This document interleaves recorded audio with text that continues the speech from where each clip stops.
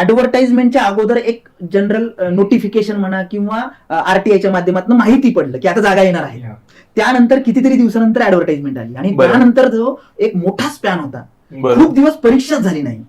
तर तुम्ही त्या मोठ्या काळामध्ये तुमची जी सातत्य आहे किंवा कन्सिस्टन्सी आहे ही कशी मेंटेन केली? कारण आमचा अनुभव जो आहे की ऍडव्हर्टाइजमेंट आल्यानंतर कितीतरी दिवसांनी एक्झाम झाली, बरोबर आहे, मध्ये सिलेबस चेंज झाला, सगळं झालं. मग बऱ्याचशा विद्यार्थी थोडे नाराज झाले, काहींनी जॉब सोडले होते ते थोडेसे झाले. तर तुम्ही ते मेंटेन कसं केलं सातत्य मेंटेन करायचं सिक्रेट आहे की तुम्ही you should be love your goal.